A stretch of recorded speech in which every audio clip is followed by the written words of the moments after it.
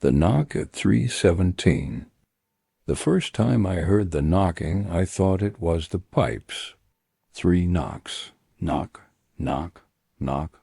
I was lying in bed, staring at my phone, when it came from the front door. I checked the time. 3:17 a.m. I waited. Nothing. Knock, knock, knock. I sat up. My house was completely silent. I slowly walked toward the front door. Another 3 knocks. Knock, knock, knock. I froze. There was something strange about them. They weren't loud. They weren't aggressive. They sounded almost polite, like whoever was outside knew I was home and was simply waiting for me to answer. I looked through the peephole. Nothing, just my porch, empty. I waited for another knock. Nothing came. Eventually, I went back to bed. The next morning, I found 3 muddy footprints on my porch. They stopped directly in front of my door. There were no footprints leading toward the porch. Only 3 footprints, as if someone had simply appeared there. I told myself it was an animal. I cleaned them up and forgot about it. At least I tried to. The next night at exactly 3:17, knock, knock, knock. This time I didn't move. I stared at my bedroom door. 3 more knocks. Knock, knock, knock, then silence. I checked my phone. 3:17. I didn't sleep for the rest of the night. The third night I decided to record it. I placed my phone on the kitchen counter, started recording, and went to bed. At 3:17 I woke up. Knock, knock, knock. I stayed completely still. After a few seconds, another sound came from the hallway, a soft scraping noise, like fingernails slowly dragging along the wall. Then, knock, knock, knock, knock. This time, it wasn't coming from the front door. It was coming from inside the house, from the hallway. I couldn't breathe. The scraping stopped. Then I heard footsteps, slow footsteps, coming toward my bedroom. 1 step, then another, then another. They stopped outside my bedroom door. I watched the handle. It slowly moved downward. I was certain I was going to die. Then the handle stopped. The footsteps disappeared. I didn't move until sunrise. When I finally checked the recording, my hands were shaking. The first few minutes sounded normal. Then the knocking started. But there was something else.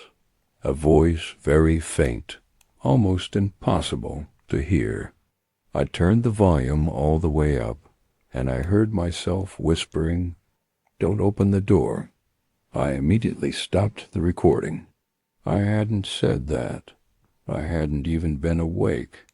I checked the audio again. The whisper was definitely my voice. That morning I called my older brother. I told him everything. He laughed at first. Then I sent him the recording. He stopped laughing.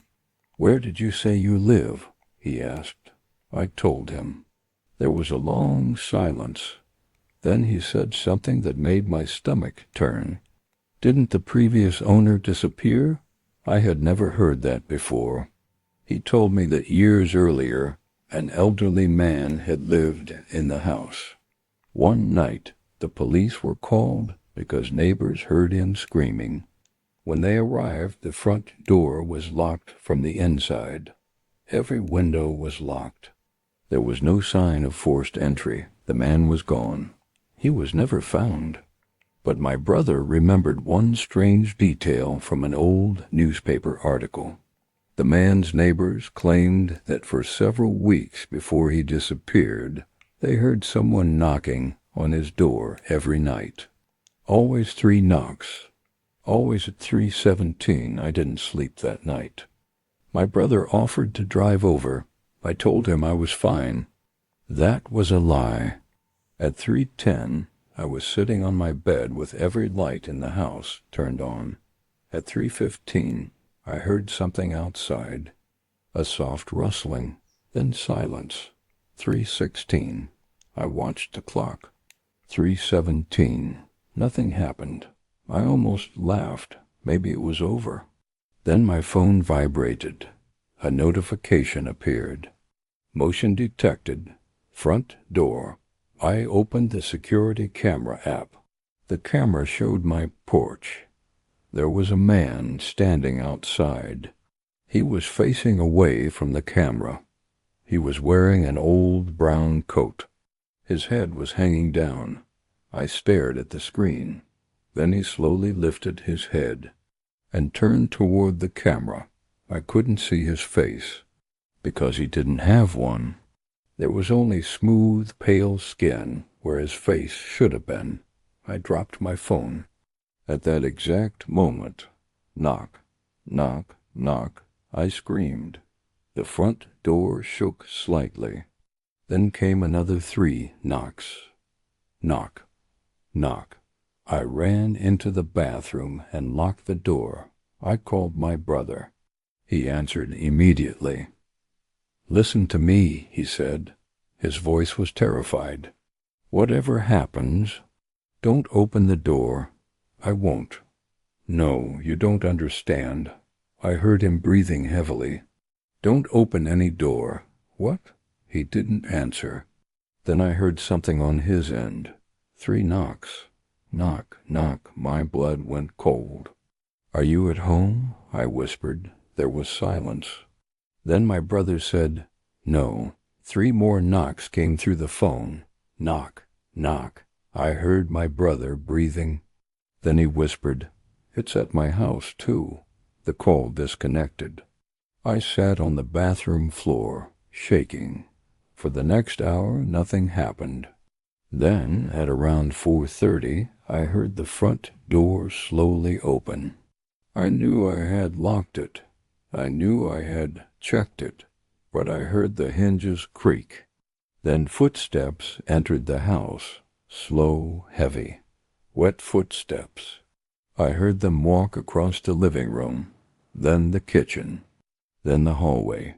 Closer, closer, closer. They stopped outside the bathroom. I covered my mouth. A long silence followed. Then something scratched the bathroom door. Once, twice, 3 times. Then a voice whispered, "Let me in."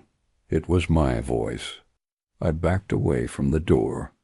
"Please," my voice again. "Let me in." I didn't answer. The voice became louder. "Please." Then it changed. It became my brother's voice. "Open the door." I started crying. Then it became my mother's voice.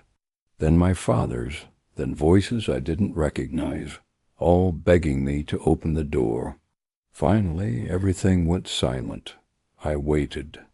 10 minutes, 20, an hour. At sunrise, I opened the bathroom door. The house was empty. The front door was locked. Everything looked normal, except for one thing. On the hallway wall, written in muddy fingerprints, were 4 words. "You answered last time?" I didn't understand, until I looked at my phone. There was one new recording. I hadn't made it. The file was time-stamped. 3:17 a.m. I pressed play. At first, there was only silence. Then I heard knocking. Knock, knock, knock. Then my own voice whispered, "Who's there?" I dropped the phone. Knock, knocking. Knock, knock, knock, knock, knock. Then my own voice whispered. I had never said those words, but the recording continued. A second voice answered, a voice that sounded exactly like me. It whispered, "Open the door." Then there was a long pause, and I heard myself say, "I already did." I stopped breathing, because suddenly I remembered something. The first night. The first time I'd heard the knocking, I'd looked through the peephole. I'd seen nothing, but I hadn't checked the door afterward. I had never checked whether it was locked. I ran to the front door. My hand shook as I grabbed the handle. The deadbolt was unlocked. I opened it. There was nobody outside, only 3 muddy footprints. And beside them was something I had never noticed before. A 4th footprint, inside the house. Facing inward, I backed away. Then my phone rang. The caller ID said, "Me." I stared at it. The phone kept ringing. I didn't answer. It stopped. Then immediately rang again. "Me." Again. I finally answered. There was silence. Then I heard breathing, my breathing, and a whisper, "Don't turn around." I froze. Slowly I looked at the reflection in the glass of the front door. Someone was standing behind me. It looked exactly like me. Same clothes, same face, same terrified expression. But there was one difference. It was smiling. I spun around. Nothing. The hallway was empty. I looked back at the glass. The reflection was still there, smiling. Then it raised one hand and knocked against the glass 3 times. Knock, knock. I ran. I ran. I ran. Knocked against the glass 3 times. Knock, knock. I left the house that morning and never went back. The police searched it. They found nothing. My brother came to stay with me afterward. We never talked about what happened. Until 3 weeks later, we were sitting in his living room when his front door suddenly shook. Knock, knock. We both went silent. My brother looked at me. I looked at the clock. 3:17 a.m. Neither of us moved. Then the knocking came again. Knock, knock, knock. My brother whispered, "Don't answer." I nodded. Nodded. Knock, knock, knock, knock, knock, knock, knock, knock. My brother whispered. We sat there for nearly an hour. Nothing. Eventually the knocking stopped. We thought it was over. Then my brother's phone buzzed. He looked down. A new message from an unknown number. It contained only a photograph. He opened it. It was a picture of us sitting on his couch, taken from the hallway, taken only seconds earlier. Neither of us had heard anyone enter. My brother slowly looked toward the hallway. I followed his gaze. It was completely dark. Then, from somewhere inside the darkness, knock, knock, and this time the knocking wasn't coming from a door. It was coming from the wall behind us. 3 knocks, then a whisper. My voice, right beside my ear. "You should have opened the door." Oh,